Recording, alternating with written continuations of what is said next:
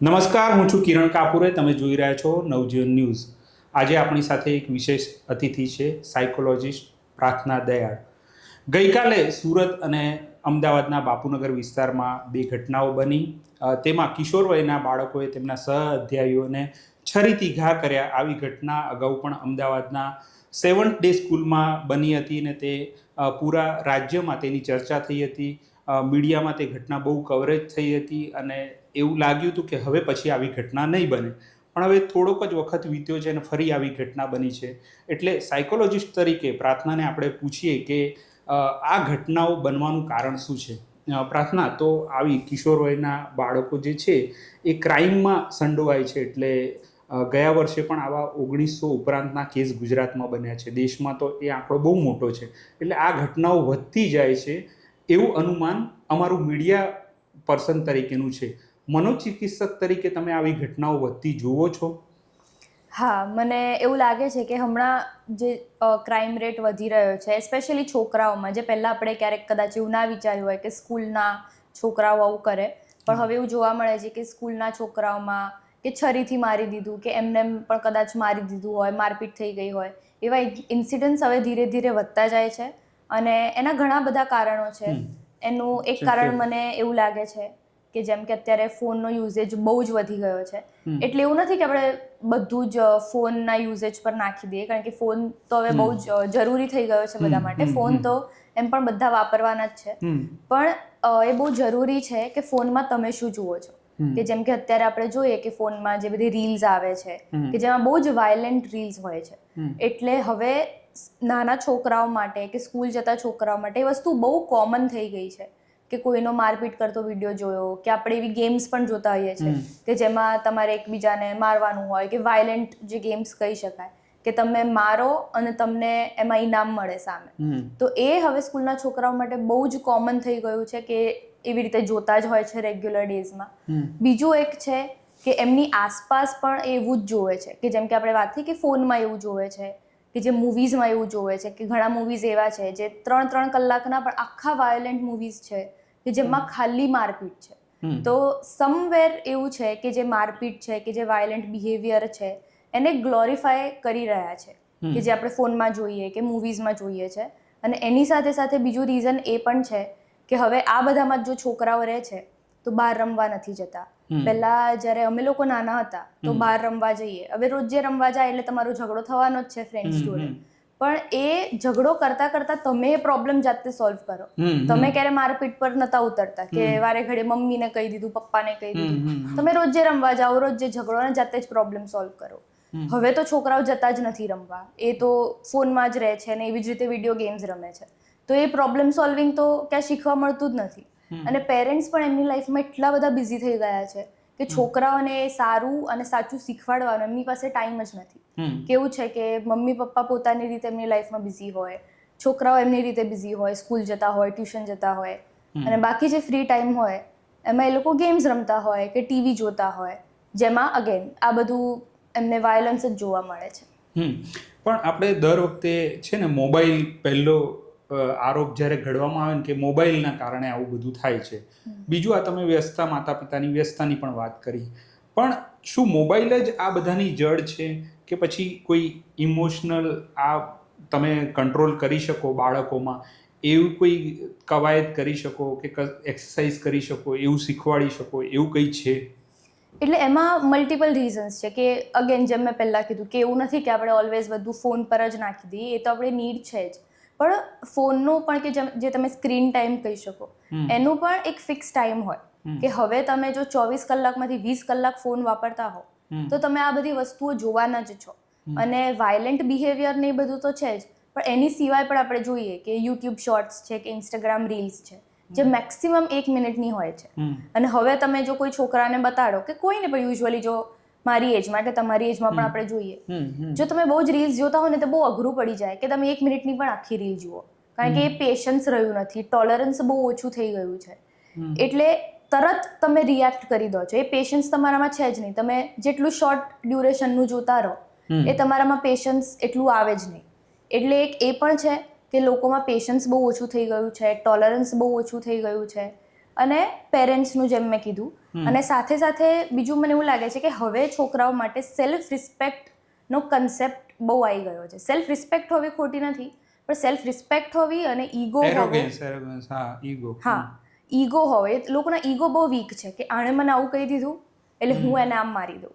એટલે એ એડજસ્ટ કરવાનું બહુ રહ્યું નથી. સેલ્ફ રિસ્પેક્ટ અને ઈગો વચ્ચે એ લાઈન નથી રહી. પણ એઝ એ હ્યુમન બિંગ તો બધામાં એક એગ્રેશન પડ્યું હોય, એટલે એ સમજો કે તમે રમતના મેદાન પર પણ કાઢી શકો.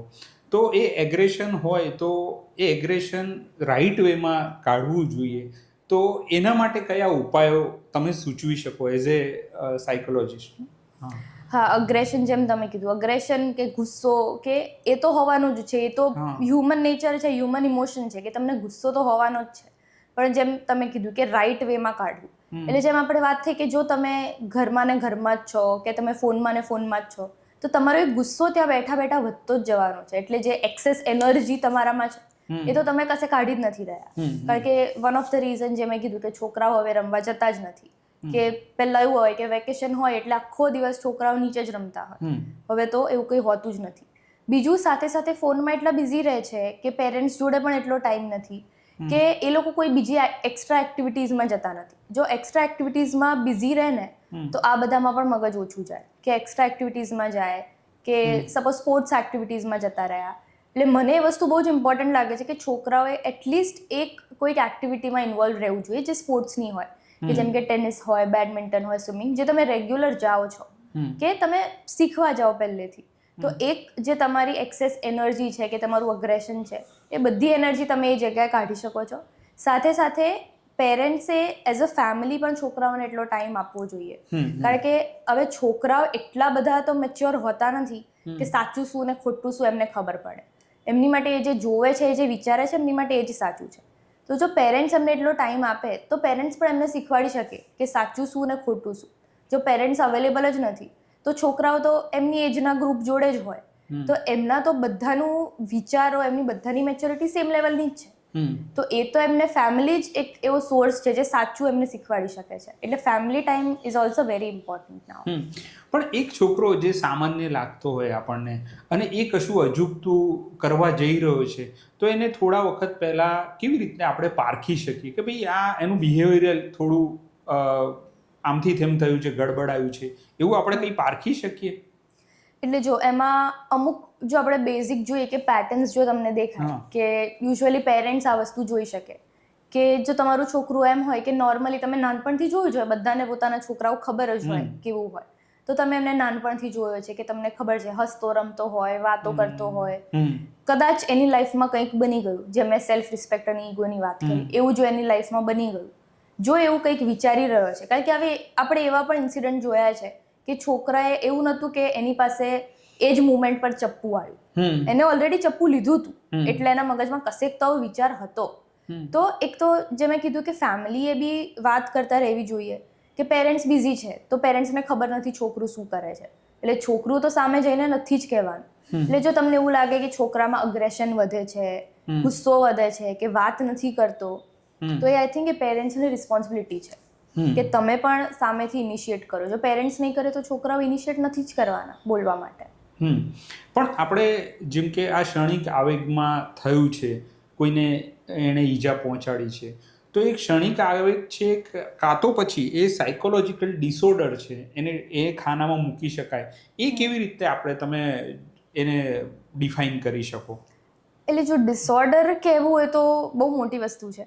એટલે ડિસઓર્ડર તો હું નહીં કહું, પણ જે ઇમ્પલ્સ કંટ્રોલ આપણે કહીએ કે એ છોકરાઓમાં નથી, એ આપણે કઈ રીતે જોઈએ કે આ તો બહુ જ નાની વાત હતી કે પેલું જે ડાન્સમાં એન્યુઅલ ડેમાં ગયા હતા અને એની પર પગ પડ્યો, એટલે એ બહુ નાની વાત હતી. પણ હું એમ નહીં કહું કે આપણે એવી રીતે કમ્પેર કરીએ કે પહેલાં તો આવું નહોતું થતું, હવે તો, કારણ કે જનરેશન તો બદલાવાની જ છે, એટલે એ વસ્તુ તો ઓલવેઝ રહેવાની જ છે. પણ એની સાથે સાથે તમને જો એવું દેખાય કે તમારું છોકરું, તમે કંઈક એક નાની વસ્તુ કીધી, એ અગ્રેસિવ થઈ ગયું કે એણે ગુસ્સામાં કંઈક સામે જવાબ આપી દીધો, જો બીજા છોકરાઓ જોડે એ રમવા જાય છે જો, તો પણ તમને એવું ખબર પડે કે કંઈક થયું ને એણે કોઈકને મારી દીધું, કંઈક થયું ને કંઈક એ બોલી ગયો. હવે તેવું પણ જોવા મળે છે કે છોકરાઓ, બહુ જ નાના છોકરાઓ ગાળો બહુ જલ્દી શીખી જાય છે, કારણ કે એમની આસપાસ એવું જ જોવે છે. તો એમને તો એ નથી જ ખબર કે સાચું શું ને ખરાબ શું, તો એ બહુ જ જલ્દી એ બોલી જાય છે. કોઈકને મારી દીધું, કે ક્યાંક કોઈક છોકરાઓ જોડે બેઠો હોય ને સ્કૂલમાંથી કમ્પ્લેન આવતી હોય કે આવું થયું, આને મારી દીધું, કે આવું થયું, કે એણે આવું કહી દીધું.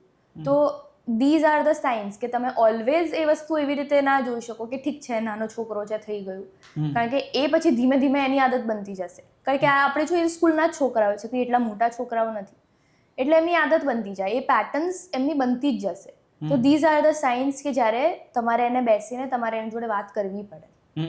પણ તમે આ જે વાત કરવાની કીધું કે તો એમાં ઘણા બાળકો એવા હોય છે જે બોલતા નથી, તો એની જોડે તમારે ડાયલોગ શરૂ કરવો હોય તો એને કયા વેમાં શરૂ કરવું જોઈએ, એવું કઈ તમારી મેથડ હોય તો એ દર્શકોને આપણે કહી શકીએ. એ કદાચ એવું બને કે છોકરાઓ પહેલા વાત કરતા હોય નાનપણમાં ને પછી વાત ના કરતા હોય. ક્યારેક એવું બને કે છોકરાઓ પહેલેથી વાત જ નથી કરતા. એનું એક રીઝન જે હોઈ શકે કે કદાચ ઘરમાં જે બી રહે છે, કે ખાલી પેરેન્ટ્સ જોડે રહે છે, કે દાદા દાદી કે બધા જોડે જો રહે છે, એ કઈ રીતે શીખે છે. કે આપણે જો જોઈએ કે સોશિયલ લર્નિંગની થિયરી શું છે, કે નાના છોકરાઓ જે જોવે છે, જે બીજા લોકોને કરતા જોવે છે, એ જ શીખે છે. કદાચ એવું બને કે ફેમિલીમાં જ ડાયલોગ નથી થતો, કે ઘણા ફેમિલીમાં કોન્ફ્લિક્ટ્સ કેમ થતા હોય કે પેરેન્ટ્સ વચ્ચે ડાયલોગ નથી, એમની વચ્ચે કોઈ કમ્યુનિકેશન જ નથી, કે કોઈક ડિસિઝન લેવાના હોય, કોઈ એક વ્યક્તિએ લઈ લીધું, એમને એવું નથી ખબર પડતી કે બધા લોકો બેસીને જોડે ઇનિશિએટ કરીને એ ડિસિઝન લે. તો એક વસ્તુ તમે એવી કરી શકો કે પહેલા છોકરાને શીખવાડવા કરતાં તમે પોતે ચાલુ કરો, કારણ કે જો ફેમિલીમાં એ કમ્યુનિકેશન ને બધું વધશે તો જ છોકરું જોઈને બોલશે. જો એ કરતા નહીં જોવે તો એ એમ પણ નથી જ બોલવાનું. અને બીજું તમે એવું કરી શકો કે એના એજના જે છોકરાઓ છે, એ લોકો જે એક્ટિવિટીઝમાં જતા હોય, તમે ધીરે ધીરે એને એમાં મૂકો. કદાચ એવું પણ બને કે એને એક્સપોઝર જ નથી મળ્યું, કે કદાચ એ શીખ્યું જ નથી બોલવાનું, કે બધા જે સોશિયલાઇઝ કઈ રીતે કરવાનું. કારણ કે અત્યારે આપણને એવું લાગે કે શરમાળ છે, પણ કદાચ આગળ જઈને એવું બધું કે શીખ્યો જ નથી સોશિયલાઇઝ કરવાનું. તો એ એક્સપોઝર આપવું પણ જરૂરી છે, ઘરમાં પણ અને બહાર પણ. અને તમે આ બધા જે બાળકો છે એ ડિજિટલ વધારે કન્ટેન્ટ જુએ છે, તો એ વધારે મેચ્યોર થઈ ગયા છે એવું બી કહી શકાય કે આ સમજતા નથી ને એ લોકો જોઈ રહ્યા છે, એમાં શું ઘાલમેલ છે આખી એ સમજાતી નથી.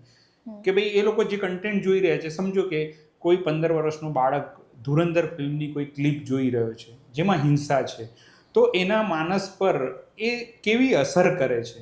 એ સીનને સમજે છે જેવું 18 વર્ષથી ઉપરના લોકો સમજે છે એ રીતે, કે પછી એ સમજતો નથી ને જુએ છે ને પછી એનું અનુકરણ કરવાનું એને વધારે ઈચ્છા થાય છે? આ શું હોઈ શકે? અમને તો કશું ખબર નહીં. એટલે એક તો મને એની વસ્તુ એવી લાગે છે કે જો આપણે કમ્પેર કરીએ એવી રીતે કે પહેલાનો ટાઈમ શું હતો, એટલે પહેલાનો એટલે સપોઝ માની લો આજથી 5-7 વર્ષ પહેલા, કે ત્યારે સ્ક્રીનનું આટલું બધું એક્સપોઝર નહોતું જેટલું અત્યારના છોકરાઓને છે. કે અત્યારે તમે જો 2 વર્ષના છોકરાને ફોન આપી દેશો તો પેરેન્ટ્સ બહુ જ પ્રાઉડલી એમ કહેશે કે મારા છોકરાને તો ફોન વાપરવામાં બધું જ આવડે છે, અને યુટ્યુબમાં આમ આવડે છે, પેલું આવડે છે. પણ 10 વર્ષ જઈને જ્યારે એ છોકરો ફોન માટે જીદ કરશે કે બહુ જ ફોન વાપરશે, તો એ પેરેન્ટ્સ જ કમ્પ્લેન કરશે કે આ તો ફોનમાં જ હોય છે. પણ ત્યારે તો તમે બહુ પ્રાઉડલી કહેતા હતા કે એને આવડે છે, એ આમ કરે છે, તેમ કરે છે. તો એ એક્સપોઝર તો તમે જ આપ્યું છે. અને જો આપણે મેચ્યોરિટીની વાત કરીએ, મને એવું નથી લાગતું કે કમ્પ્લીટલી મેચ્યોરિટી છે, કે એક સાઈડ આપણને એવું લાગે કે છોકરાઓ એમની એજ કરતાં બહુ જ મેચ્યોર થઈ ગયા છે. મેચ્યોર હોવું અને અમુક વસ્તુઓનું નોલેજ હોવું એમાં બહુ ફરક છે. તમારી પાસે નોલેજ હોય પણ મેચ્યોરલી એને કઈ વેમાં તમારે જવા દેવું એ તમને ના ખબર હોય. છોકરા પાસે નોલેજ છે પણ સાચું ને ખોટું શું છે એ મેચ્યોરિટી એમની પાસે નથી. એમને ખબર છે, એ એમને કઈ રીતે ખબર છે? કારણ કે એમની પાસે 24/7 એક્સપોઝર છે. જ્યારે જો હું એમ વિચારું કે 10 વર્ષ પહેલા જ્યારે હું સ્કૂલમાં હતી, મારી પાસે આટલું બધું એક્સપોઝર નહોતું. હા, એ વાત ઠીક છે કે ફ્રેન્ડ્સમાં તો અંદર વાત થવાની જ છે, પણ જે 24/7 કે અત્યારે કંઈ બી થયું છોકરાએ તરત ગૂગલ કરી લીધું, ગૂગલ પણ નહીં, ChatGPT કરી દીધું, કે એની પાસે એક સવાલના 100 જવાબ આવી ગયા. તો એ તો AI છે, એ કોઈ સાચું માણસ નથી. તમે પૂછશો તો એ તમને જવાબ આપશે, પણ સાચો શું ને ખોટો શું એ તમે કઈ રીતે ડિસાઈડ કરશો? તો એ નોલેજ છે પણ એ મેચ્યોરિટી નથી. અને જે જોઈને તમે વાત કરી કે સપોઝ એ કોઈ મૂવી જોવે છે હમ તો એ જોઈને કરવાનો છે, કારણ કે અગેન જે આપણે સ્ટાર્ટિંગમાં વાત કરી કે વાયલન્સને એટલું બધું ગ્લોરીફાય કરી દીધું છે કે જે મૂવીઝમાં બી એ જ બતાવે છે. એટલે અત્યારના છોકરાઓને ઘણી બાબતમાં એવું લાગે કે આપણે આમ કરીએ ને તો આપણે કૂલ લાગીએ, હમ આપણે આવું બોલીએ, આપણે આવું ખાઈએ, આવી રીતે રહીએ, આવા લોકો જોડે રહીએ તો આપણે કૂલ લાગીએ. હમ તો એ વસ્તુ બહુ જ ગ્લોરીફાઈ થઈ ગઈ છે. હમ. અને બધી જ ગ્લોરીફાઈ કરેલી વસ્તુઓ સાચી બી નથી હોતી, એ પણ આપણને ખબર જ છે.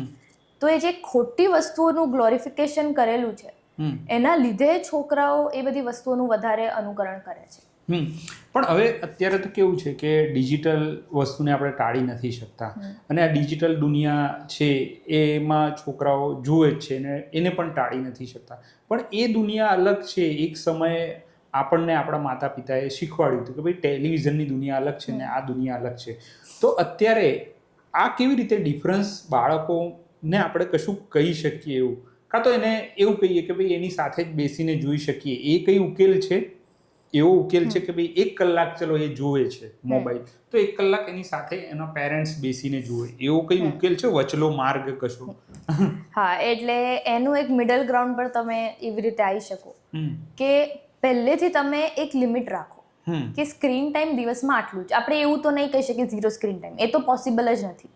કે તમે માની લો કે તમે એવું નક્કી કર્યું હોય કે દિવસનો કલાકનો સ્ક્રીન ટાઈમ તમે રાખો, તો તમે પહેલેથી એવી જ રીતે રહો.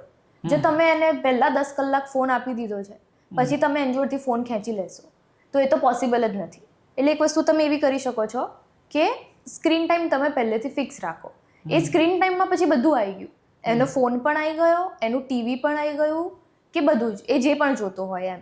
પછી ટીવીનો અલગ કલાક ને ફોનનો અલગ કલાક, એવી રીતે નહીં. એ તમે ફિક્સ એક ટાઈમ રાખો પહેલેથી.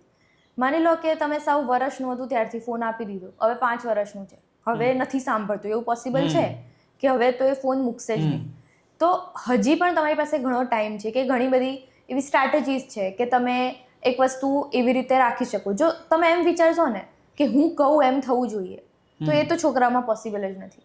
તમારે જો એમની કોઈ વાત મનાવડાવી હોય એમની પાસે, તો તમે 2 વાત સાંભળશો ત્યારે જઈને 1 વાત સાંભળશે. એટલે રાધર કે તમે પેલું કરો કે ના મેં આવું કીધું એટલે થવું જોઈએ, એની કરતાં તમે એવું કરી શકો કે અત્યારે છે ને છોકરાઓ માટે લોજિક બહુ ઇમ્પોર્ટન્ટ છે. તમે કોઈ વસ્તુ એમ કહીને નહીં કરી શકો કારણ કે હું તારી મમ્મી છું કે કારણ કે હું તારો પપ્પા છું તારે આ વસ્તુ કરવી પડશે, એ પોસિબલ નથી. તમે એને લોજિક આપો કે તમે કેમ આ વસ્તુ કરાવડાવવા માંગો છો, અને સમવેર તમે એવું ટ્રાય કરો કે તમે એની જોડે બી મિડલ ગ્રાઉન્ડ પર આવો. એવું નહીં કે તમે કીધું 100% વસ્તુ એ થાય, કદાચ 40% તમારે એની માનવી બી પડે. પણ જો તમે અત્યારે એની 40% માનશો તો આગળ જઈને એ એટલી સાંભળશે. જો તમે 100% પોતાનું જ કરવા જશો તો એ પછી 0 પર આવી જશે, એ નહીં જ સાંભળે. એટલે તમે સ્ક્રીન ટાઈમ પહેલેથી ફિક્સ રાખો.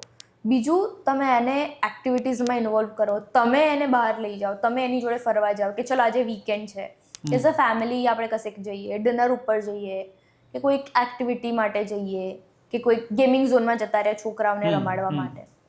એઝ અ ફેમિલી તમે વસ્તુ કરો તો એ તમને વધારે હેલ્પફુલ થશે. કે છોકરું એકલું રહે એવું નહીં, તમે એની જોડે રહો. એને સોશિયલાઇઝેશન એને ખબર પડવું જોઈએ, અને એને એવું પણ એ રિયલાઇઝ થવું જોઈએ કે જો મારે કંઈક કહેવું છે તો મારા પેરેન્ટ્સ છે કે મારી ફેમિલી જે છે એ મારી સેફ સ્પેસ છે, કે હું આગળ જઈને કહી શકીશ. એટલે એ થોડીક ફ્રીડમ તો એવી રીતે તમારે આપવી જ પડશે. ઓકે, હવે આ છેલ્લો સવાલ, તમે આ જે કીધું કે સોશિયલ થવો જોઈએ, એ કેટલું અગત્યનું છે? કારણ કે હવે મોટાભાગે હાઈરાઇઝ બિલ્ડિંગ, સિંગલ ચાઇલ્ડ, એટલે આમ તમે હવે સમાજનો પેલું જોશો ને તો બધા માળ પર એક બે બાળકો હોય, નાના હોય, તો ઘરમાં એક જ બાળક હોય મોટાભાગે. તો એ કેસમાં સોશિયલ થવું કેટલું અગત્યનું છે? એટલે સોશિયલ થાવ તો એ ઘણા બધા સવાલોનું સમાધાન છે. હા, તમે સોશિયલ થાવ એના બહુ જ બધા તમને ફાયદા છે. કે તમે જો સોશિયલ થાવ છો તો તમને ખબર પડે છે કે તમે કોઈક જગ્યાએ જાઓ છો, તમારે જે આપણે કહીએ ને કે મેનર્સ હોય, ડિસિપ્લિન હોય, કઈ એક વે ઓફ ટોકિંગ હોય, એ છોકરાઓમાં આવે. જો એ સોશિયલાઇઝ થયા જ નથી, જેમ તમે કીધું કે માની લો સિંગલ ચાઇલ્ડ છે, કોઈ ભાઈ બહેન એનો નથી, એને ખબર જ નથી કે વાત કઈ રીતે થાય, કે પ્રોબ્લેમ સોલ્વિંગ કઈ રીતે થાય. જે મેં તમને કીધું કે પહેલા રમવા જતા, ઝઘડો થાય, એ જાતે જ સોલ્વ કરીને આવી જાય. હવે જો એની પાસે કોઈ છે જ નહીં, જો ના મમ્મી પપ્પા છે, ના ભાઈ બહેન છે, ના કોઈ ફ્રેન્ડ્સ છે એની જોડે, તો એ પ્રોબ્લેમ સોલ્વિંગ શીખશે ક્યાં? કારણ કે એ તો કશે સોશિયલાઇઝ થયું જ નથી, એટલે પ્રોબ્લેમ સોલ્વિંગ તમારું થતું નથી. એટલે તમને ડિફરન્સ નથી ખબર કે તમારે ક્યારે રિએક્ટ કરવું, ક્યારે ના કરવું, અને જો કરો છો તો તમે કઈ રીતે કરો છો. કે જે અત્યારે જે કેસીસ બન્યા છે એનું રીઝન શું છે કે ઇમ્પલ્સ કંટ્રોલ નથી, પોતાના ઇમોશન્સને તમે કઈ રીતે દર્શાવો છો એ છોકરાઓને ખબર જ નથી. એટલે એવી રીતે સોશિયલાઇઝ થવું બહુ જ ઇમ્પોર્ટન્ટ છે. અને એની સાથે સાથે મને બીજી એક વસ્તુ એવી પણ લાગે છે કે હવે જે સ્કૂલમાં આપણે જોઈએ તો જે સબ્જેક્ટ્સ હોય કે જેમ કે મેથ્સ, ઇંગ્લિશ, સાયન્સ, એ બધા સબ્જેક્ટ છે, પણ એની સાથે સાથે મને એવું લાગે છે કે આ પણ એક સબ્જેક્ટ હોવો જોઈએ કે પોતાના ઇમોશન્સ છે, કે ઘણા છોકરાઓને ઇમોશન્સ ખબર પણ નથી હોતી કે મને શું ફીલ થાય છે મને ખબર નથી પડતી, કારણ કે એ આઈડેન્ટિફિકેશન જ નથી. તો મને એવું લાગે છે કે એ પણ બહુ જ કોર સ્કિલ છે કે આવો પણ એક સબ્જેક્ટ ઇન્ટ્રોડ્યુસ કરવો જોઈએ એવું મને લાગે છે.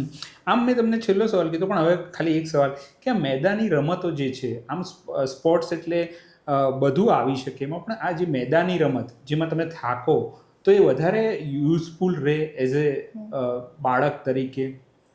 હા, એટલે જો એમાં એવું છે કે તમે કોઈ પણ એક્ટિવિટીમાં તમે કરવા જાઓ છો કે તમને એવું લાગે છે કે તમારું છોકરું બહુ જ હાઈપર છે કે બેસતું જ નથી, એનું રીઝન શું છે કે એનામાં જે બહુ જ વધારે પડતી એનર્જી છે એ કશે ચેનલાઇઝ નથી કરી શકતો. ઓકે.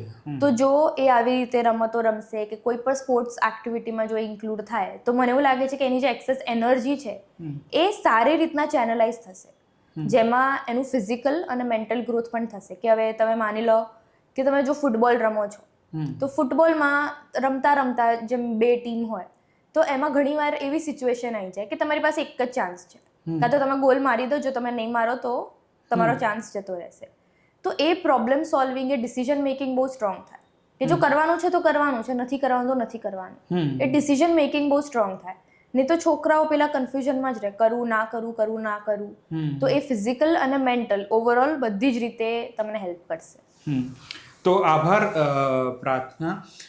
આ પૂરી ચર્ચા આમ તો મૂળે જે કિશોર વયના બાળકોમાં ગુનાખોરી વધી રહી છે તેને લઈને છે, પણ પ્રાર્થના જોડે એઝ એ સાયકોલોજીસ્ટ એ ચર્ચા એ રીતે કરી કે ભાઈ આ પૂરી ગુનાખોરીનું સમાધાન શું હોઈ શકે, કારણ કે આવી ઘટના ન બને તે આપણો ઉદ્દેશ છે. તો આ પ્રકારની ચર્ચા લઈને અમે આવતા રહીશું. અત્યારે મને ને પ્રાર્થનાને રજા આપશો. નમસ્કાર. વૈષ્ણવજન તો તેને કહીએ જે